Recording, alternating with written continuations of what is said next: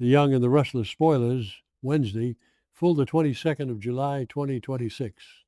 Welcome back to our channel, fellow Y&R addicts.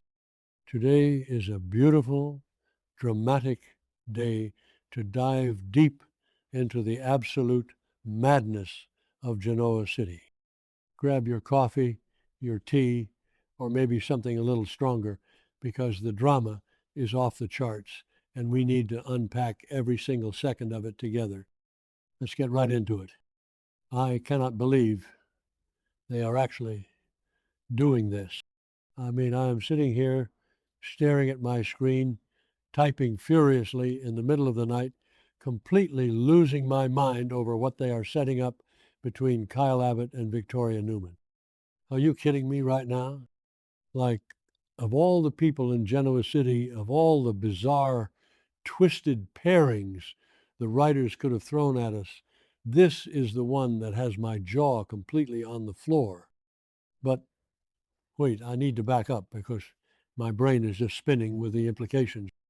Because if you had told me a month ago that Kyle and Victoria would be sharing intimate secrets and looking at each other with actual romantic sparks flying, I would have told you to get your head checked.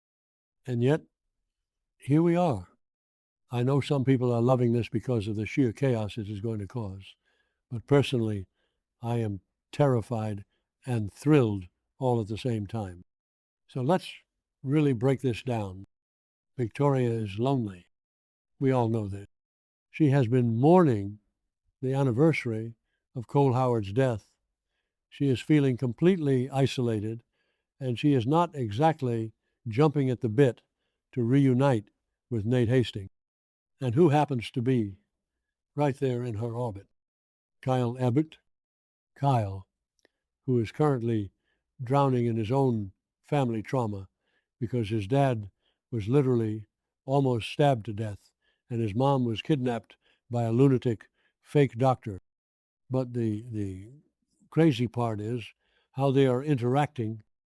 Normally, these two would be at each other's throats. Kyle absolutely despises Victor right now for bringing Patty Williams back into their lives, and Victoria usually defends her father to the death. But in this July 21st episode, they stop arguing, they actually stop fighting, and start sharing secrets.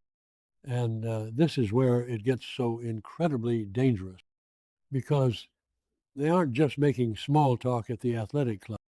They are bonding over their shared trauma. They are trading notes on the absolute disaster zones that are their family.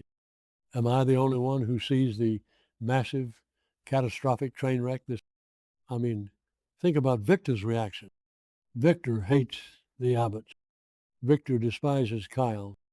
Victor literally hates the fact that Victoria has a history with Billy Abbott, and now she is going to start hooking up with his nephew. Oh my God. Victor's going to have an actual heart attack. I can already picture Eric Braden's face turning purple as he yells about her getting involved with Jack Abbott's. It is going to be cinematic gold. But wait, I'm getting ahead of myself. Let's talk about Claire for a second. Claire is going to absolutely lose her mind. Remember how Claire just warned Kyle to stay away from her grandfather? Claire knows Kyle is plotting against Victor. She knows Kyle made that insanely reckless deal with Patty Williams in jail to get revenge, and now her own mother is going to be sleeping with the enemy, because, let's be real, they are definitely going to sleep together. The spoilers are practically screaming it. They are going to find a private room, the tension is going to boil over, and they are going to cross a line they can never uncross. And honestly, I am kind of here for it. It is messy, it is toxic, it is classic Young and the Restless. Remember when they tried this kind of forbidden cross-family romance years ago? Yeah, it always ends in explosions, and I am bringing my popcorn. Okay, back to the point. Let's shift gears and talk about the Abbott mansion, because the vibe over there is just suffocating right. Jack is finally home, thank God. I have been watching since 2015, and I don't think I've ever been this stressed about Jack's survival. He is recovering from that horrific stabbing, and Diane is playing the devoted nurse.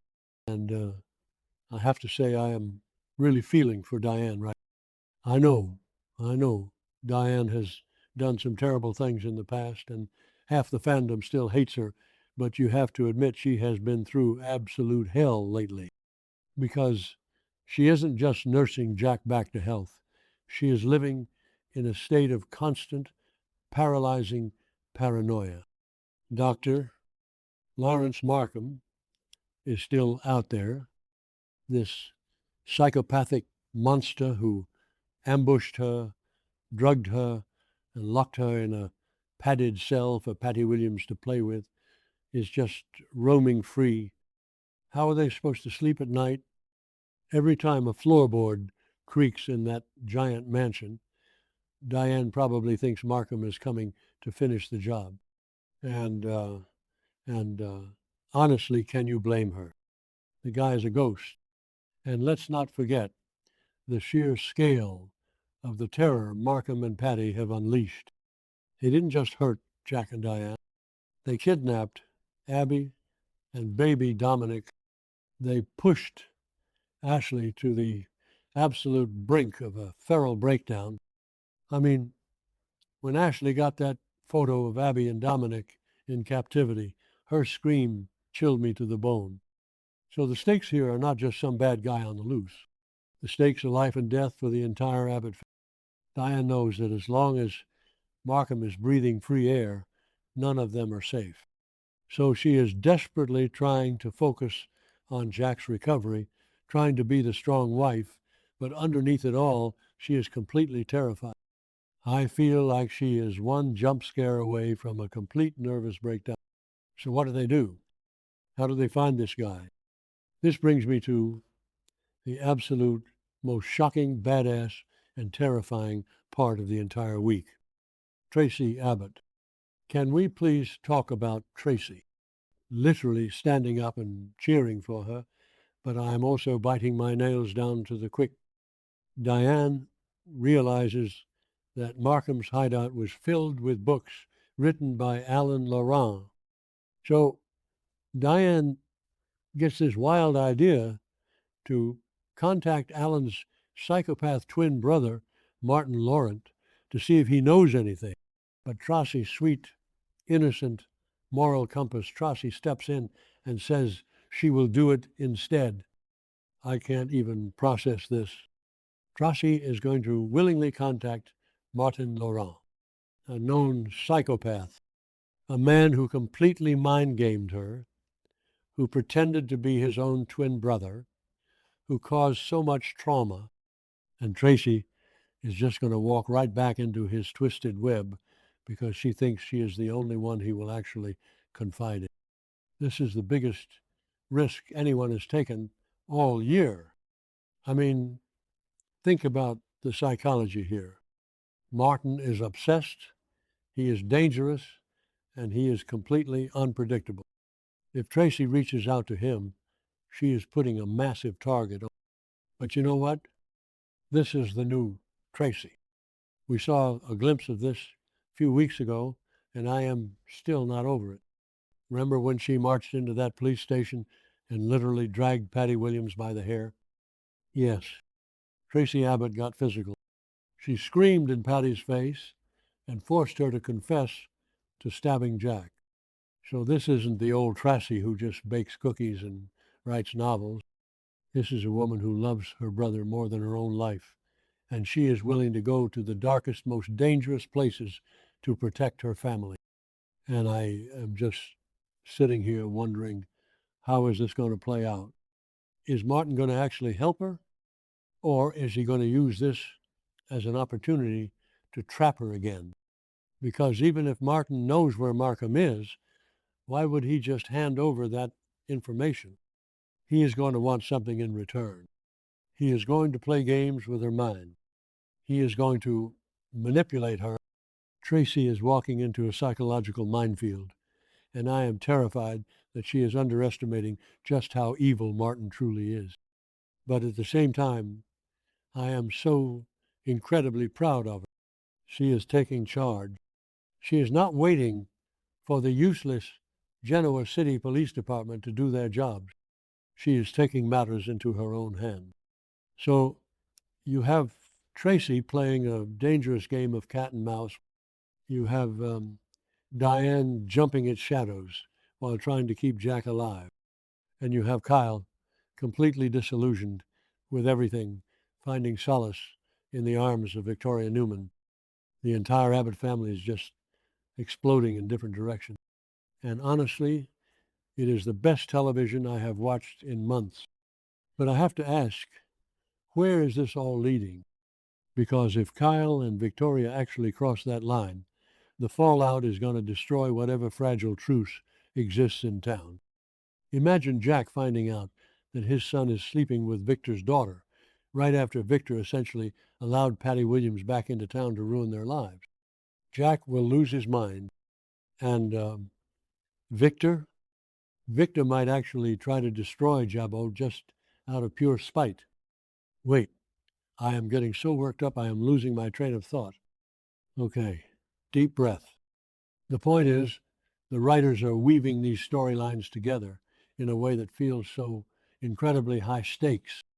Every single character is operating out of pure desperation. Tracy is desperate to find Markham. Diane is desperate to keep Jack safe. Kyle is desperate for an escape from his family's nightmare, and Victoria is desperate for a connection.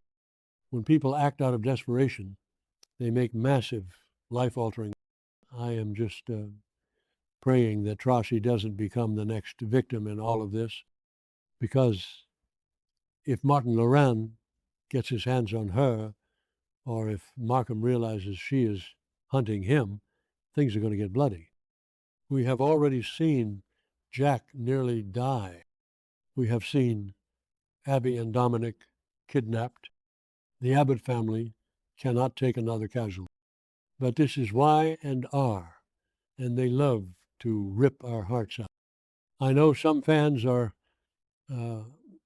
complaining that this is all too dark, that they want more romance and less kidnapping. But honestly, I disagree. I want the drama. I want the high stakes. I want to see characters pushed to their absolute limits to see what they are truly made of. And right now, Tracy Abbott is proving that she is the strongest person in Genoa City. I am going to wrap this up before I type an entire novel. But seriously, let me know if you guys are as stressed out as I am. Are Kyle and Victoria actually going to do it? Is Tracy going to survive her encounter with Martin? I need the next episode right now, because the suspense is literally killing me.